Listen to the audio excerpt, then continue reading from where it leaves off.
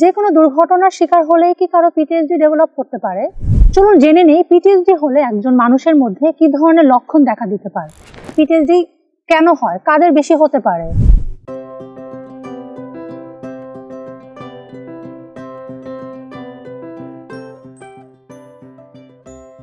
প্রতিদিনই সামাজিক যোগাযোগ মাধ্যম, পত্রিকা অথবা টেলিভিশন খুললেই দেখতে পাই দুর্যোগ, দুর্ঘটনা বা কোনো সহিংসতার খবর, অথবা নিজেদের মধ্যে হয়তো কেউ কোনো দুর্ঘটনার শিকার হয়েছেন কিংবা খুব কাছ থেকে নিজের কাছের একজন মানুষের মর্মান্তিক মৃত্যু দেখেছেন।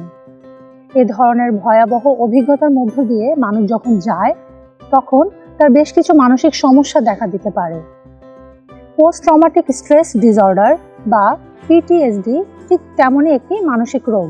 আসসালামু আলাইকুম, ডাক্তার অনামিকা চৌধুরী, জেনারেল অ্যাডাল্ট সাইকিয়াট্রিস্ট, আকিদা হেলথ কেয়ার থেকে বলছি। আজকে আমি কথা বলবো পিটিএসডি বা পোস্ট ট্রমাটিক স্ট্রেস ডিসঅর্ডার নিয়ে। আচ্ছা বলুন তো, যে কোনো দুর্ঘটনার শিকার হলেই কি কারো পিটিএসডি ডেভেলপ করতে পারে? উত্তর হচ্ছে না। পিটিএসডি হতে হলে সেই দুর্ঘটনাটি হতে হবে আকস্মিক, অপ্রত্যাশিত। সেটি হতে পারে প্রাকৃতিক কোনো দুর্যোগ বা মানবসৃষ্ট কোনো দুর্যোগ। এমনও হতে পারে অনেক দীর্ঘ সময় ধরে দুর্ঘটনাটির মধ্যে আপনি ছিলেন, সেখান থেকে আপনি কোনোভাবে উদ্ধার পাচ্ছিলেন না। কোনো একটি দুর্ঘটনায় একসাথে অনেক মানুষ মারা গিয়েছে, কারো অঙ্গহানি হয়েছে, অথবা ছোট ছোট ছেলেমেয়েরা আহত হয়েছে খুব মর্মান্তিকভাবে। এই ধরনের ভয়াবহ অভিজ্ঞতার মধ্য দিয়ে যখন মানুষ যায় তখন তার পিটিএসডি ডেভেলপ করতে পারে। চলুন জেনে নেই পিটিএসডি হলে একজন মানুষের মধ্যে কি ধরনের লক্ষণ দেখা দিতে পারে।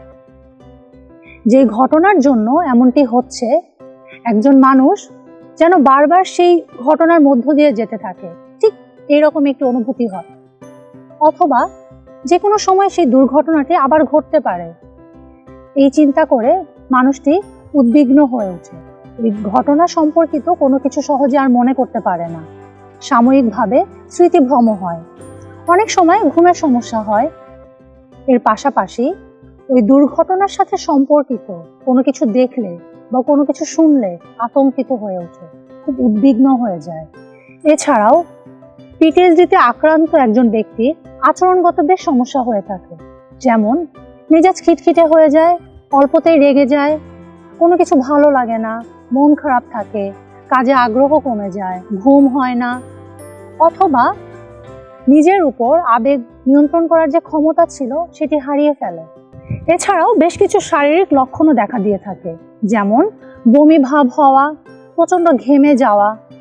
অনেক সময় পিটিএসডিতে আক্রান্ত ব্যক্তি নিজের উপর নিয়ন্ত্রণের ক্ষমতা হারিয়ে অনেক আত্মঘাতী কিছু করে ফেলেন, এমনকি মাদকাসক্তও হয়ে যেতে পারেন। এতক্ষণ তো লক্ষণগুলো বললাম, চলুন জেনে নেই পিটিএসডি কেন হয়, কাদের বেশি হতে পারে।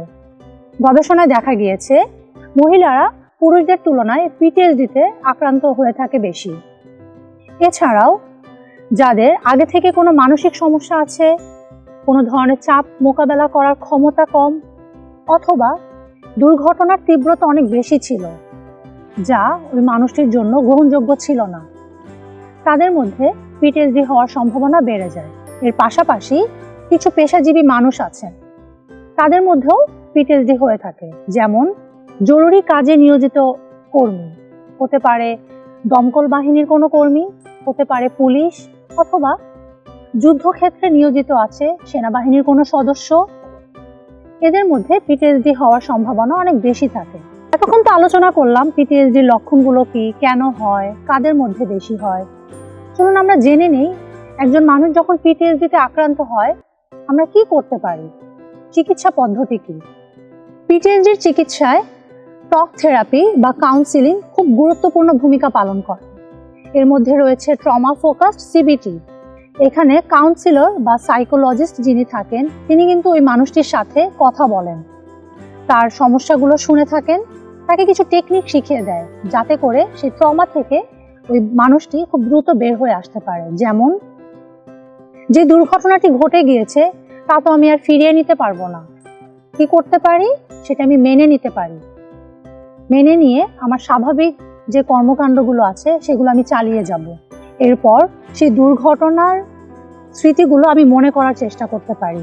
এ সময় হয়তো আমি উদ্বিগ্ন হতে পারি, আমার মধ্যে আতঙ্ক তৈরি হতে পারে। কি করতে পারি? আমি রিল্যাক্সেশন করতে পারি, শ্বাস প্রশ্বাসের ব্যায়াম করতে পারি, নিজের শরীর এবং মনকে শান্ত করতে পারি। এরপরে আমি আরেকটি কাজ করতে পারি, আমার যে অনুভূতি, আমার যে খারাপ লাগা, ওই ঘটনার কথা মনে করে আমি কি অনুভব করছি, সেই কথাগুলো আমি আমার কাছের মানুষের সাথে শেয়ার করি, তাকে জানাই আমার কেমন লাগছে, আমার দুর্ঘটনাটা নিয়ে আমি কথা বলি। তাহলে যেটি হবে, আমার মন এই দুর্ঘটনা সম্পর্কিত প্রতিটি স্মৃতিকে আলাদা করে সরিয়ে রাখতে পারবে, গুছিয়ে সরিয়ে রাখতে পারবে। এতে করে যা হবে, আমি আমার স্বাভাবিক কাজগুলো করতে পারবো। ওই দুর্ঘটনার কথা মনে করে আমার মধ্যে যে ভয় বা আতঙ্ক কাজ করতো, সেটি আমি মোকাবেলা করতে পারবো। আমার মধ্যে এড়িয়ে যাওয়ার যে প্রবণতা ছিল, সেটি থেকে আমি বের হয়ে আসতে পারবো। কাউন্সিলিং এর পাশাপাশি অনেক সময় মেডিসিনের প্রয়োজন হয়ে থাকে। সেই ক্ষেত্রে সাইকিয়াট্রিস্ট মেডিসিন প্রেসক্রাইব করে থাকেন, যেমন বিষণ্ণতা বিরোধী বা অ্যান্টি ডিপ্রেসেন্ট গ্রুপের ওষুধ আমরা দিয়ে থাকি। কাউন্সিলিং, মেডিকেশন এর পাশাপাশি পিটিএসডিতে আক্রান্ত একজন ব্যক্তির পাশে তার পরিবার, তার বন্ধু এবং সমাজের বাকি যারা আছেন, তারা সবাই যদি সম্মিলিতভাবে এগিয়ে আসেন, তাহলে একজন মানুষ পিটিএসডির ট্রমা থেকে বের হয়ে আসতে পারবে, স্বাভাবিক জীবনে ফিরে যেতে পারবে। ধন্যবাদ।